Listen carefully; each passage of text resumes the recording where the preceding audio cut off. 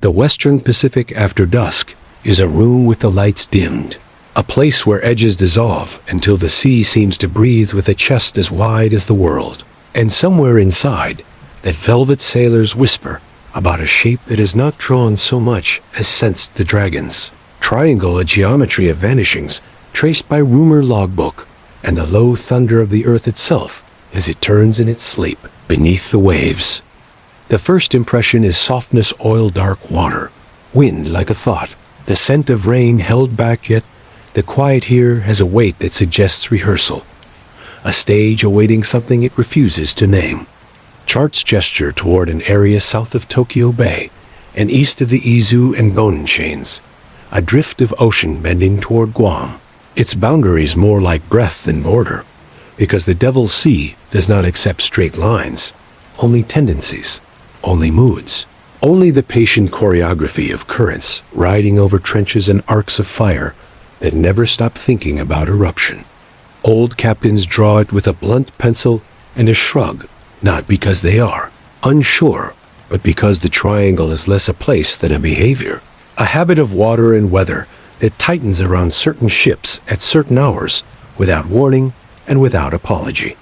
Long before a compass needle found its manners, these waters were folded into Japan's coastal lore under the patronage of Ryōjin, the dragon lord who keeps a palace beneath the sea and bargains in storms, a figure old enough to be geology, wearing a crown of cloud, and in shrines smelling of cedar and tide, there are carved scales and curling tails that watch over nets, boats, and the quiet kind of courage the ocean respects. The fishermen who leave before dawn say little about dragons, but they speak of breathlines on the water and a thin taste of metal in the wind that signals a change, a kind of attention the sea demands in exchange for safe return. If the Bermuda Triangle thrives on its starring role in paperbacks, the Dragon's Triangle endures as a ledger written in calloused hands. And that difference matters because this Pacific theater sits atop a junction of plates that grind and dive, a sea floor that makes and unmakes mountains beneath miles of water. And in such a furnace, the surface can mimic calm, while the world below decides to rearrange itself with a gesture invisible until it is too late. Volcanoes rise here like breaths and fall like thoughts, a rhythm of creation that sometimes breaks the skin of the sea with a blister of pumice and steam, then heals overnight into a deceiving smoothness, promising nothing and offering less. Sailors tell of islands that sprout like rumors and vanish, like alibis, their names half remembered and their coordinates more poem than fact. And though modern instruments sneer at ghosts, even modern hulls will shudder when rolling through a field of pumice that sings along the plates with a sound like winter ice, a warning that the earth is writing and the water is the ink. Myōjin-shō, a submarine volcano whose name carries both reverence and regret, has lifted its brow above the surface more than once. A newborn land steaming with youth, only to be pulled back under by the same hand that offered it a magician's flourish without an audience willing to applaud. This is a place where compasses sometimes lean in indecision, where radios acquire a grain, where lights pick up faint halos that make crews think of St. Elmo's fire, even when the sky above seems chaste. And though science can account for most of this with magnetized basalts, charged air, and the Kuroshi's restless muscle twisting waves into surprise, explanations do not always arrive in time to prevent a mistake that cascades into a mystery no family on shore can bear. Between what can be modeled and what can be measured lies the corridor where legends evolve, and legends, like currents, follow the path of least resistance toward memory. In the 1920s, a cargo ship named Rei Fukumaru sent radio phrases that over the decades had been polished into talisman. Words rendered into English with the slippage of sea between languages, lines like danger like dagger and come quick, which may well be distortions, yet hold a pulse of urgency that refuses to die. A human voice made smaller by distance and weather, then extinguished without debris. When distress lacks detail, imagination fills the gaps, and the triangle grows another angle, not because the unknown proves anything, But because the unknown is a mirror that reflects whatever fear will stand still long enough to be seen, the 20th century added war to this water's curriculum. And with war came secrecy listening arrays patrols that learned to respect blank spaces on charts, where sound bent and echoes lied, and afterward when the need for silence loosened, the habit of silence did not leaving a penumbra of omission that clings to this region like fog. In those omissions suspicion finds a home, and even the most sober reports can acquire a second life as evidence of intention where there was only caution. A second life that makes the Dragon's Triangle an archive of both phenomena and projection. Then, in 1952, the sea took a tone that even the sternest skeptics recognize, when a research vessel, Myōjin-shō No. 5 approached Myōjin-shō to measure an eruption that had lifted steam into the sky like a pillar, and simply failed to come back vanishing so completely that the paperwork had no nouns equal to the absence leaving behind not a field of wreckage, but a widening circle of questions. Later analysis suggested a phreatic blast, a base surge of superheated ash steam racing low and level, fast enough to erase reaction, a natural mechanism so swift that language cannot fit inside it. And in that speed, the myth found a pace it would never relinquish. Afterward, the official charts bloomed with crosshatches that meant, "Do not," then thinned again as the sea pretended to calm. And in the interval between warning and reassurance, the triangle hardened into a phrase with gravity, a shorthand the press could use to gather fear under one roof, a convenience that took the edges of complexity and filed them into a shape simple enough to fit into a headline. But the ocean does not sign contracts with headlines, and the shape refuses to sit still, even as ships and minds try to parse it into something navigable. You could forget all the science and still feel the unease that animates this legend by standing on a small deck here at night as the barometer eases and the horizon becomes an opinion, by hearing a motor change tone by a fraction, as if in response to a question you did not ask, by watching distant lightning reveal an anvil cloud whose silhouette, for a breath, looks like a coiled dragon holding its own counsel.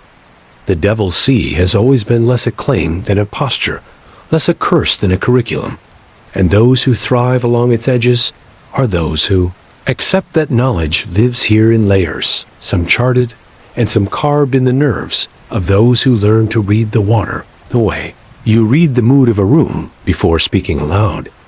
Typhoon light at the edge of the Izu chain flattens color until the world is made of pewter and milk, a palette that hides scale and invites error, and a boat can feel both very large and very small while sliding along these lines of weather that masquerade as peace until they don tea. A performance the Dragon S Triangle conducts without audience except for those who accidentally buy a ticket by leaving port. The Kuroshio glides through like a velvet river green-black and warm carrying eddies that peel away and collide with colder threads, and in those collisions the water remembers how to misbehave a memory that ends up written in logs as unusual sea, a phrase that says everything and nothing. Older coastal ledgers contain marginalia about stretches of ocean avoided without drama corridors where fish thinned, or bit wrong places where a compass would persist in a small error that forced a navigator to keep two kinds of track at once. And while none of this screams, haunt the accumulation hums the way a refrigerator hum becomes noticeable only when you listen for it. Folk theater once wrapped such caution in silk and lacquer, playing dragons not as enemies, but as neighbors who deserve courtesy under specific conditions of moon and wind, and behind the stylized gestures was a practice of observation so refined it could feel like divination to outsiders short on patience. When radio joined the crew, the ephemeral learned to leave traces, and between 1900 and 1950, the Western Pacific found itself on tape in a new sense. Distress compressed into bursts that had to carry everything in seconds, and sometimes they did not carry because only alarm, and in that gap between event and explanation grew an appetite for speculation that the triangle would feed without promising satisfaction. The Reifuku Maru's message, be it misquoted or not, stands as a candle in a room, otherwise lit by data, a flicker that throws moving shadows against the sturdy walls of meteorology, and mechanics, a reminder that emotion travels faster than measurement. Wartime layered the sea with complications underwater topography, interfering with sonar thermal layers, bending sound into trapped submersibles, using physics to vanish in ways that peacetime captains later inherited as caution without footnotes and commanders. Learned routes by absence as much as presence, a cartography of a mission that kept some things safe and made others invisible. After the war, those patterns did not instantly melt, and in the silence left by dismantled operations, fishermen and freighters continued to move around patches of water like monks walking around stones left on a path, for reasons the current generation no longer remembered explicitly. Myōjin-shō's tantrums were an open secret in the early 1950s, a rumor whose timing could not be trusted, but whose location was a confidence, and ships passing through learned the smell of sulfur in places where the wind should have held only salt, a hint that the earth's breath had found a leak and would soon say more. Birds circled where no land stood, fish rose where they should not, and depth sounders discovered nonsense where they expected sentences. And yet the protocols of measurement demand approach, and the Kaio Maru No. 5 did as duty required, which is to say it moved closer to a newborn island to take its temperature, a kindness that removed 31 names from the roll in less time than it takes to read them.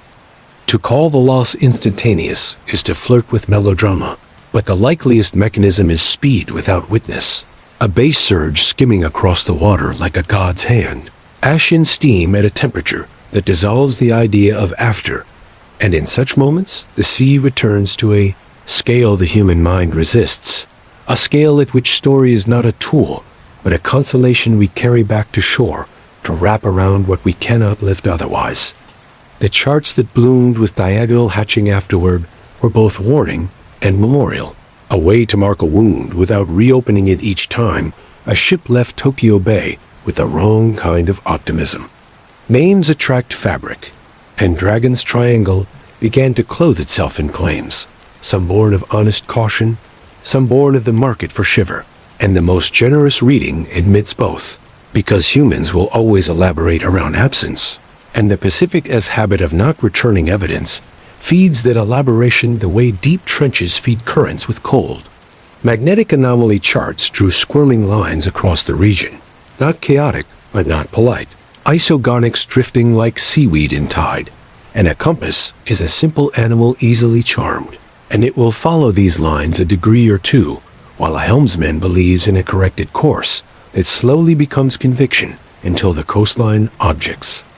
Meanwhile, the Kuroshio built rogue waves in its spare time, the way a clever child builds traps for siblings, rare but real walls of water shaped by interference. Current against swell against shoal, their faces smooth as obsidian, and their timing uninterested in human need. And there are photographs that prove nothing and prove everything if you have felt a deck change angle abruptly in mild weather. Add to this the interior waves moving along density boundaries like subterranean trains, the radar attenuated by rain curtains that arrive with no preamble, the fog that condenses in layers so crisp they can be tasted as they cross the tongue, and you have a theater where everything is plausible and nothing is inevitable. Explanations multiplied, methane hydrates exsolving to foam buoyancy into betrayal, piezoelectric fields under stress during quake swarms whispering to compasses, and radios with a voice too faint to record, yet loud enough to irritate. St. Elmo's fire visiting masts, long after the cloud that should feed it has moved on. A lingering candle along wires and spars that suggests electricity has other business here. Each theory is a lens, and through each the triangle sharpens into a different picture, none wrong, none sufficient, a mosaic of partial answers that resists closure the way a tide resists having a favorite rock. Not all vanishings are dramatic. Some are the arithmetic of fatigue and schedule the way a missed watch intersects with a shallow uncharted by haste, the way a pump ignored whispers itself into a shout that comes an hour late, and to erase these for the sake of thrill would be to insult the ocean as ordinary power.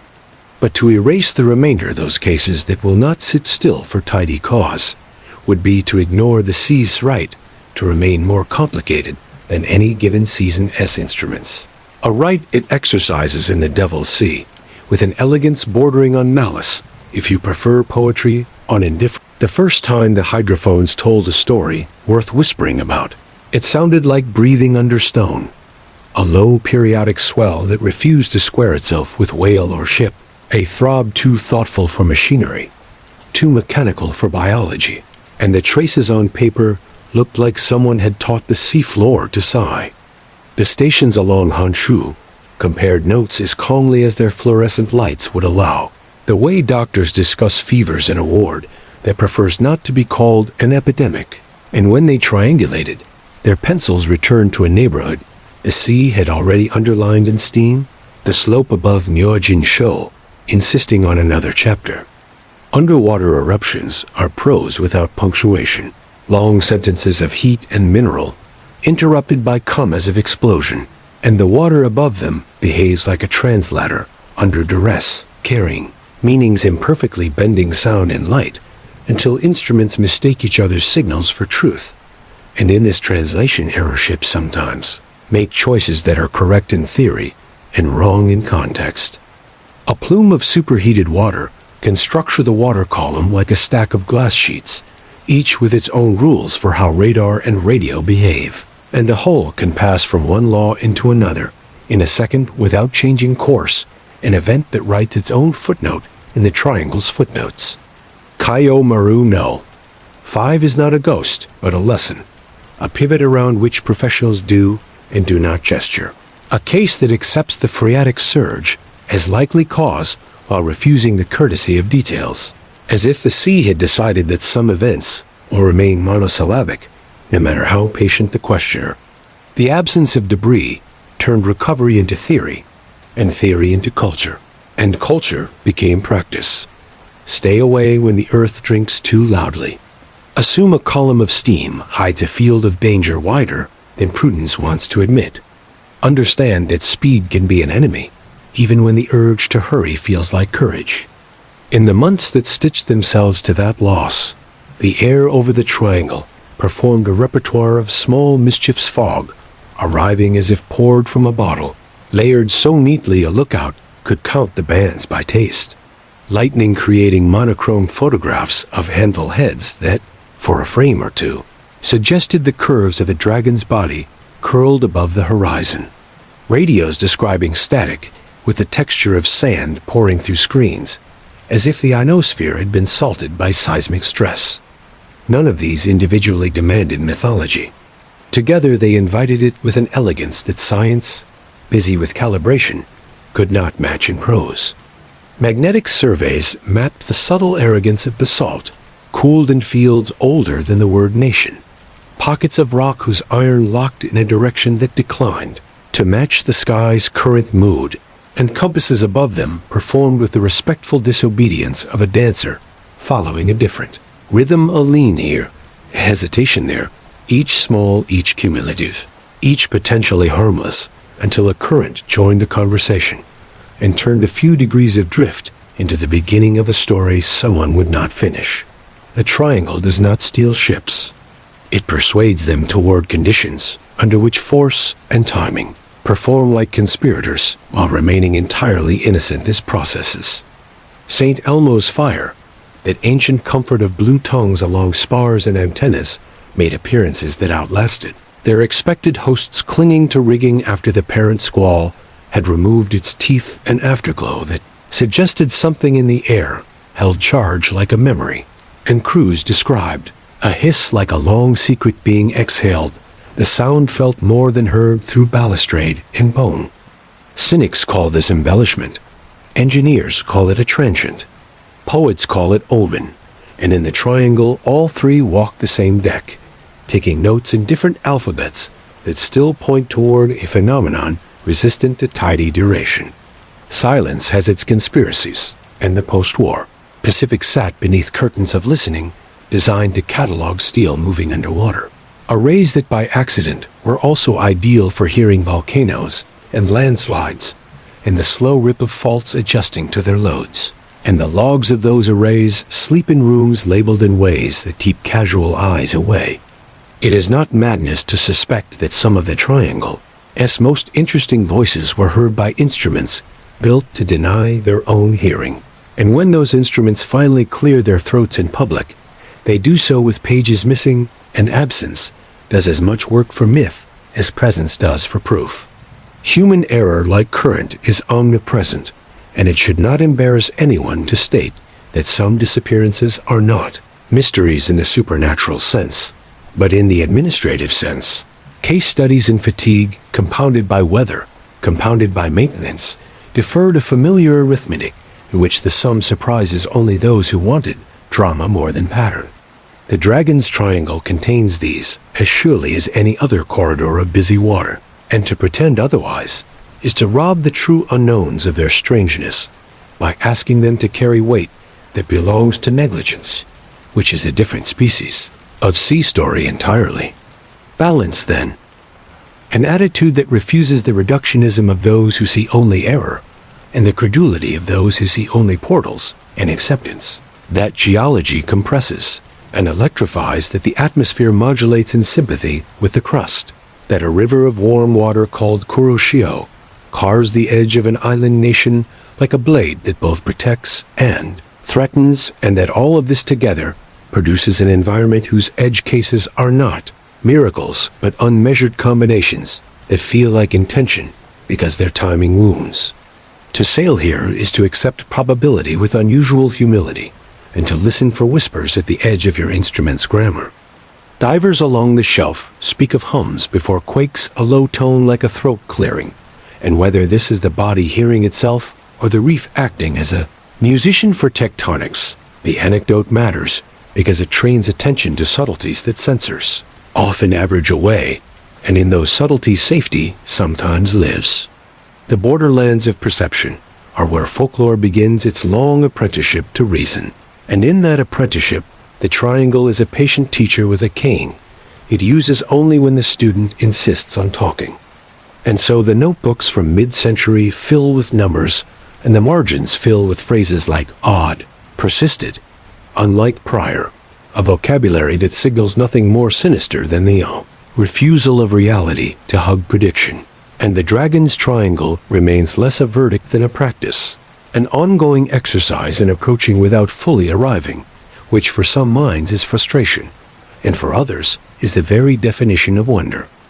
Approach the Devil's Sea with instruments bright, and you find that illumination changes texture rather than eliminating darkness, a revelation that comforts the wise and annoys the impatient.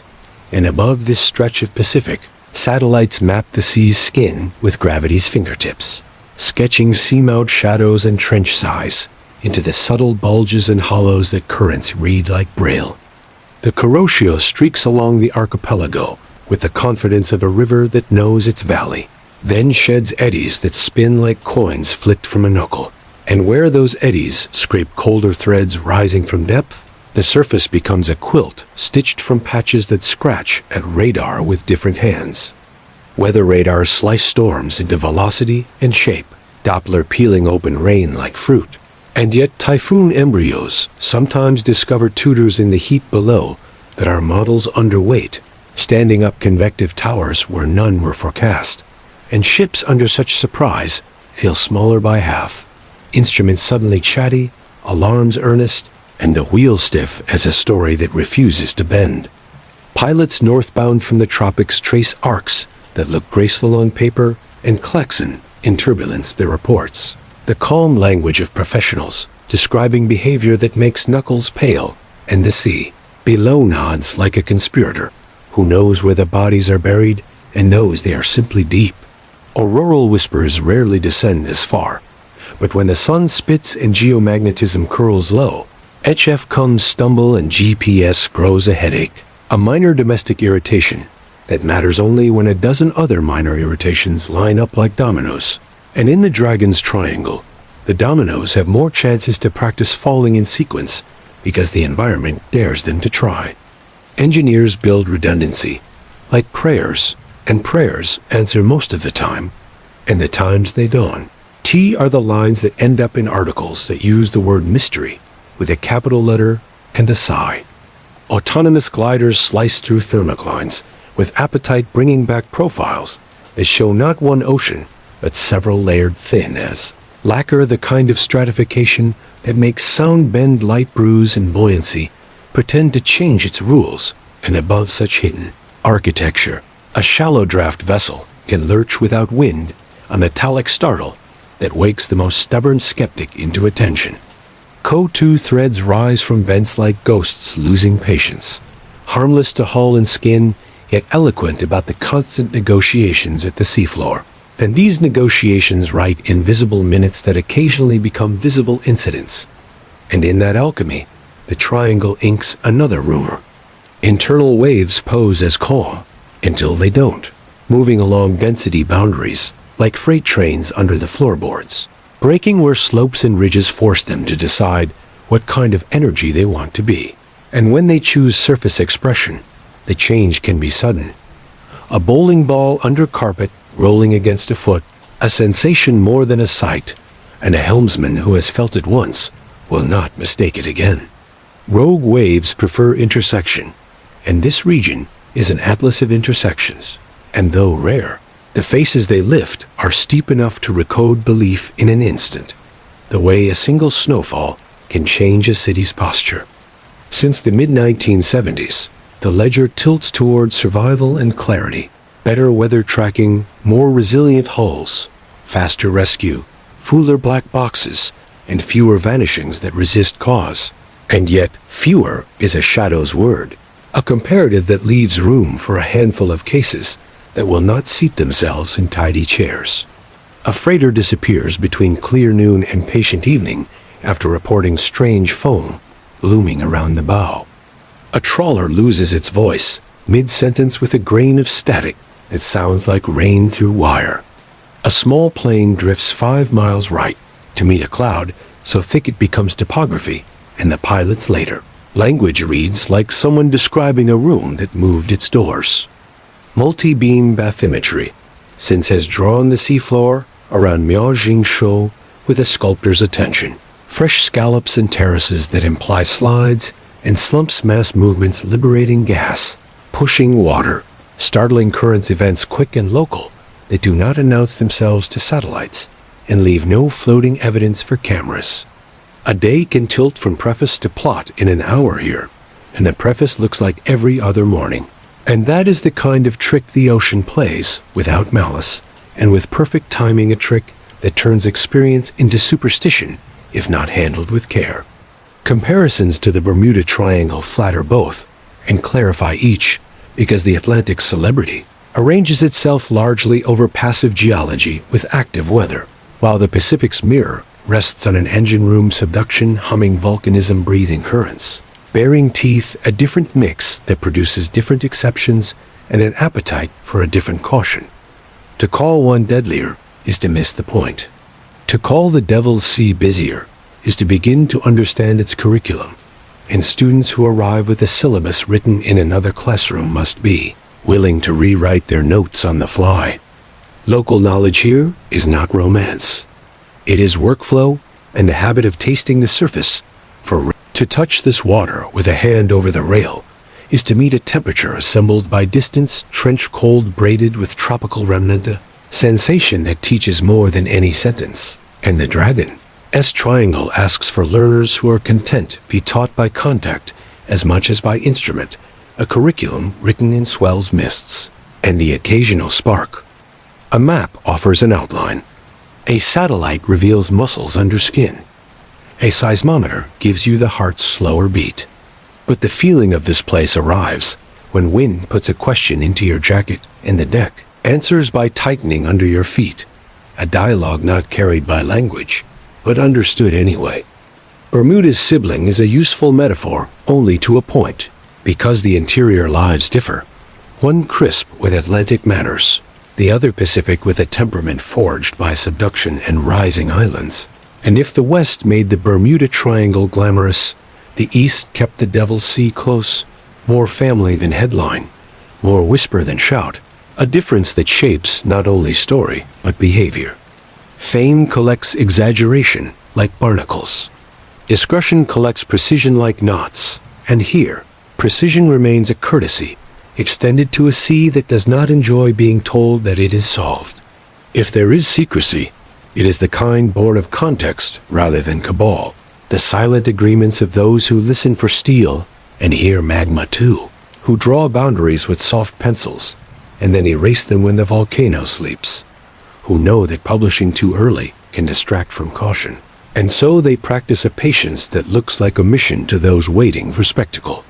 The cold war taught the ocean strange manners, and some of those manners persist in files and in habits, and habits are a kind of folkway, and folkways are exactly how legends attach to place, until the difference between advice and story becomes unimportant to those who must decide when to steer wide. Myth functions like a lantern with a colored shade, tinting the practical with image, and Myōjin, the Dragon Lord, makes a good tutor here because dragons do not hate.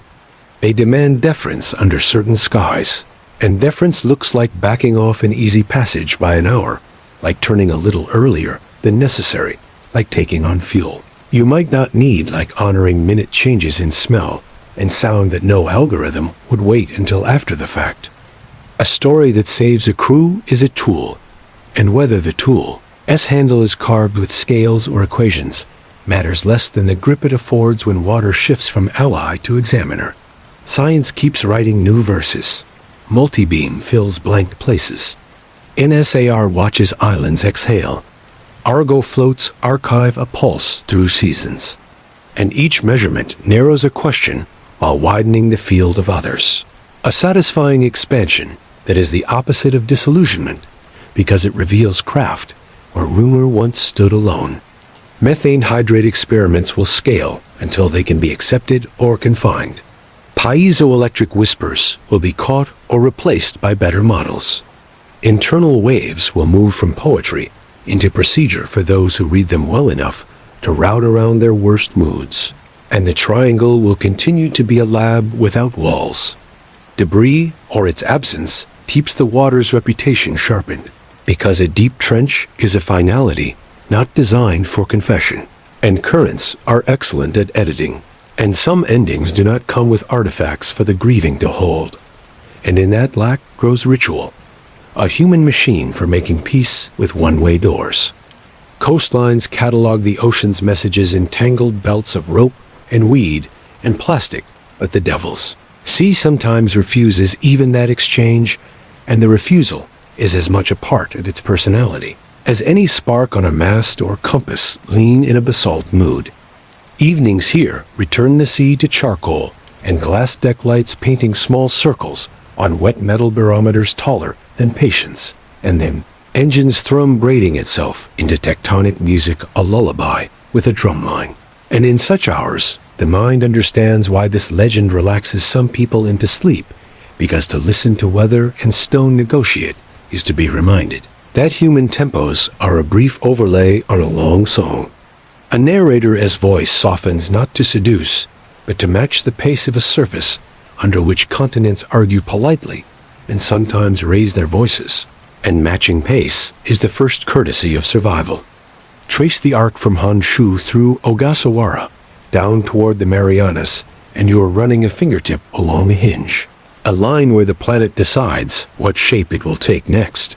And that decision expresses itself as clouds, as swells, as lights under storm, as missing hulls, as extra caution, as slower routes, as dinner an hour late, as stories told quietly in cabins with a door cracked to hear rain. And all of it together is the dragon's triangle, not a trap, but a teacher with methods some might call strict. To acknowledge a teacher's methods is not to worship them. It is to pass the class more often, and passing here looks like homecoming. Melodrama will always call, offering triangles as traps and dragons as judges. But the people who sleep well after crossing these lines use a plainer grammar, one that speaks of layers and timing, a grammar that acknowledges surprise without blaming myth, A way of seeing that yields to what the senses insist upon, even when instruments are loud with certainty. Apprenticeship to a place is a form of love, and the Devil's Sea, for all its headlines, rewards that love with something like permission. A quiet nod when a boat turns at the right moment, for reasons no one will ever have to write down. So we keep sailing and listening, collecting numbers and adjectives, holding our breath when the horizon seems to inhale and the story refuses to end because the conditions that write it refuse to stop changing, and a living mystery is healthier than a solved one in a world that often mistakes closure for truth. Before you drift into sleep, remember mystery is never truly lost, only waiting to be found. If you enjoyed this journey, subscribe for more relaxing ancient mysteries, and let your curiosity guide you deeper.